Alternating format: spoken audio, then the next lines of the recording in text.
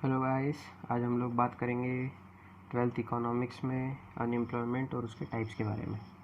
इस वीडियो में हम डिस्कस करेंगे वर्कर और उनके टाइप्स, अनएम्प्लॉयमेंट और उसके टाइप्स, अनएम्प्लॉयमेंट क्यों हुआ है हमारे इंडिया में और इसको सॉल्व कैसे किया जाए, इस प्रॉब्लम को कैसे सॉल्व किया जाए, ये सब हम इस वीडियो में डिस्कस करने वाले हैं। अगर आपको वीडियो अच्छा लगता है तो प्लीज़ इसे लाइक कीजिए और हमारे चैनल को सब्सक्राइब कीजिएगा। हाँ, तो हम सबसे पहले बात करते हैं वर्कर की। वर्कर एक ऐसा इंडिविजुअल होता है जो किसी भी तरह की प्रोडक्शन एक्टिविटी में इन्वॉल्व होता है, इंगेज होता है और वो हमारे देश की जीडीपी में कुछ न कुछ कंट्रीब्यूट करता है। वो कोई भी हो सकता है, वो एक टीचर हो सकता है, वो एक वेब डेवलपर हो सकता है, वो मजदूर हो सकते हैं या वो डॉक्टर हो सकता है। ये सब वर्कर्स ही होते हैं। ये वर्कर कितने टाइप के होते हैं? तो बेसिकली आप इनकी दो अलग अलग कैटेगरी बना सकते हैं।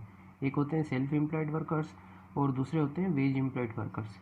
सेल्फ एम्प्लॉयड वर्कर मतलब जो खुद अपने काम कर रहे होते हैं, एक बिजनेसमैन होता है, एक दुकान चला रहा होता है, जो अपना खुद का काम कर रहा होता है, वो होता है सेल्फ एम्प्लॉयड। और वेज एम्प्लॉयड का मतलब होता है जो किसी और के लिए काम कर रहे होते हैं, जो कहीं और नौकरी कर रहे होते हैं, तो उनको हम वेज एम्प्लॉयड या फिर हायर्ड वर्कर्स बोल सकते हैं। ये जो हायर्ड वर्कर्स होते हैं इनकी फिर दो कैटेगरी होती है। एक होते हैं कैजुअल वर्कर्स, जो परमानेंट बेसिस पे काम नहीं करते हैं, जो रोज़ के हिसाब से एक दिन, दो दिन, एक महीना इस हिसाब से काम करते हैं। और दूसरे होते हैं रेगुलर वर्कर्स, जो ऑर्गेनाइजेशन के परमानेंट वर्कर्स होते हैं, जो लंबे टाइम तक ऑर्गेनाइजेशन में काम करते रहते हैं, वो होते हैं आपके रेगुलर वर्कर्स। फिर बात करते हैं अनएम्प्लॉयमेंट की। तो अनएम्प्लॉयमेंट एक ऐसी सिचुएशन है जहाँ पर एक पर्सन जो काम करने के लिए एबल है, वो काम करना चाहता है लेकिन उसको काम नहीं मिलता, तो इस सिचुएशन को हम बोलते हैं अनएम्प्लॉयमेंट, है ना। इसके भी बहुत सारे टाइप्स होते हैं, तो समझते हैं। सबसे पहले इसका एक टाइप होता है basic, that is disguised unemployment. ये नॉर्मली आपको रूरल एरियाज़ पे देखने को मिलेगा, जहाँ पर काम करने वाले लोगों की जितनी ज़रूरत है उससे ज़्यादा लोग काम में इन्वॉल्व होते हैं, तो जो एक्स्ट्रा लोग लग गए हैं काम में उनको हम बोलते हैं डिसगाइज्ड अनएम्प्लॉयड पर्सन्स। नॉर्मली खेतों में देखा जाए तो ऐसा होता है कि ज़रूरत होती है 4 लोगों की, लेकिन अगर घर में 7 लोग हैं तो सातों के सातों उस खेत में काम करने लग जाते हैं। तो जो 3 लोग एक्स्ट्रा लगे हैं उनको हम डिसगाइज्ड अनएम्प्लॉयड पर्सन्स कह सकते हैं। दूसरा कैटेगरी होता है सीजनल। सीजनल अनएम्प्लॉयमेंट मतलब लोग काम तो करते हैं लेकिन उनको किसी पर्टिकुलर सीजन में काम मिलता है, बाकी के टाइम वो लोग फालतू होते हैं, अनएम्प्लॉयड होते हैं, तो उसे हम सीजनल अनएम्प्लॉयड पर्सन्स कह सकते हैं। तीसरी कैटेगरी होती है इंडस्ट्रियल अनएम्प्लॉयमेंट की। ये नॉर्मली आपको शहरों में मिलेगी, जब गांव से लोग काम न मिलने की वजह से शहरों में जाते हैं इंडस्ट्रीज़ में काम करने के लिए, और इंडस्ट्रीज़ में भी काम नहीं मिलता है, तो उन लोगों को हम इंडस्ट्रियल अनएम्प्लॉयड पर्सन्स बोल सकते हैं। एक और कैटेगरी होती है एजुकेटेड अनएम्प्लॉयमेंट। ईजी है, कोई बंदा है जिसने एजुकेशन ले ली है, प्रॉपर क्वालिफिकेशन ले ली है, लेकिन उसको काम नहीं मिल पा रहा होता है। देन आता है स्ट्रक्चरल अनएम्प्लॉयमेंट। ये अच्छा टॉपिक है। स्ट्रक्चरल अनएम्प्लॉयमेंट स्ट्रक्चर चेंज होने की वजह से होता है। नॉर्मली आप देखा जाए तो कंटिन्यूसली हमारे यहाँ पर डेवलपमेंट होता है रिगार्डिंग टेक्नोलॉजी, और उस टेक्नोलॉजी चेंज होने की वजह से जो पुराने वर्कर्स थे, जो पुरानी टेक्नोलॉजी यूज़ करते थे, वो लोग अब अनएम्प्लॉयड हो जाते हैं क्योंकि उनको नई टेक्नोलॉजी यूज़ करते नहीं आती, तो इसको हम बोलते हैं स्ट्रक्चरल अनएम्प्लॉयमेंट। देन आता है फ्रिक्शनल अनएम्प्लॉयमेंट। फ्रिक्शनल अनएम्प्लॉयमेंट एक फ्रिक्शन ऑफ टाइम के लिए होता है। जब कोई एक पर्सन अपनी एक जॉब छोड़ता है और जब वो दूसरी जॉब में लगता है तो उसके बीच में कुछ टाइम के लिए वो अनएम्प्लॉयड हो जाता है, तो इसको हम फ्रिक्शनल अनएम्प्लॉयमेंट बोलते हैं।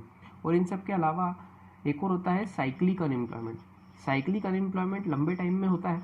जब बिजनेस के साइकिल्स चलते हैं तो बिजनेस जब बूम पे होता है तब उनको ज़्यादा लोगों की ज़रूरत होती है, लेकिन जब बिजनेस डिक्लाइन होता है तो काफ़ी सारे लोगों को बिजनेस से निकाल दिया जाता है, तो इस तरह का अनएम्प्लॉयमेंट साइक्लिक अनएम्प्लॉयमेंट कहलाएगा।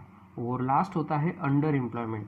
अंडर एम्प्लॉयमेंट मतलब एक बंदे को उसके क्वालिफिकेशन के हिसाब से काम नहीं मिलता, या फिर वो 8 घंटे काम करना चाहता है लेकिन उसको 2 ही घंटे काम मिलता है, तो इस तरह की अनएम्प्लॉयमेंट को हम अंडर एम्प्लॉयमेंट की कैटेगरी में डाल सकते हैं।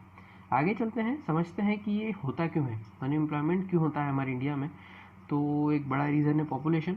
जितनी स्पीड से पॉपुलेशन बढ़ रही है उतनी ही स्पीड से एम्प्लॉयमेंट की अपॉर्चुनिटीज़ जनरेट नहीं हो पा रही है। दूसरा रीज़न है स्लो इकोनॉमिक ग्रोथ। जितना ग्रो पूरा वर्ल्ड कर रहा है, या जो डेवलप कंट्रीज़ है जितनी स्पीड से ग्रो कर रहे हैं, हमारा इंडिया उतनी स्पीड से ग्रो नहीं कर पा रहा होता है। एक और रीज़न है बैकवर्ड एग्रीकल्चर। आपको बता दूं कि करीब 50% पॉपुलेशन आज भी हमारी एग्रीकल्चर में इन्वॉल्व है, लेकिन वो लोग आज भी बैकवर्ड टेक्नोलॉजी ही यूज़ करते हैं, जिसकी वजह से भी हमारे यहाँ पर अनएम्प्लॉयमेंट जनरेट होता है। एक और रीज़न हो सकता है इसके अंदर, वो है लेक ऑफ इरिगेशन। इरिगेशन की कमी की वजह से आपका एग्रीकल्चर डेवलप नहीं कर पाता है और इसीलिए कई सारे लोग जो है एग्रीकल्चर छोड़ करके इंडस्ट्रियल अनएम्प्लॉयमेंट की कैटेगरी में शामिल हो जाते हैं। देन होता है लो सेविंग्स।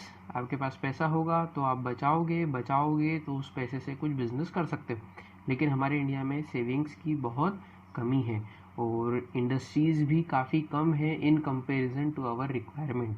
तो ये सब रीजंस हैं जिनकी वजह से अनएम्प्लॉयमेंट आज काफ़ी हद तक बढ़ चुका है। अब आता है पॉइंट कि इस प्रॉब्लम को सॉल्व कैसे किया जाए। तो प्रोडक्शन बढ़ाए, तेज़ी से प्रोडक्शन होगा, ज़्यादा लोगों की ज़रूरत होगी। देन प्रोडक्टिविटी बढ़ाई जाए, मतलब आपके रॉ मटेरियल से ज़्यादा आउटपुट लेने की कोशिश की जाए, ज़्यादा लोग लगेंगे। देन कैपिटल फॉर्मेशन, ज़्यादा से ज़्यादा पैसा दिया जाए ताकि नए बिजनेस स्टार्ट हो सकें, कैपिटल जनरेट होना चाहिए। फिर आपका एजुकेशन में जो है रिफॉर्म्स होना बहुत ज़रूरी है। एजुकेशन को कुछ इस तरीके से प्रोवाइड किया जाए कि वो केवल पढ़ने या केवल डिग्री लेने के काम ना आए, बल्कि उससे कुछ अर्निंग भी की जा सके, जिसको हम वोकेशनल एजुकेशन भी कह सकते हैं।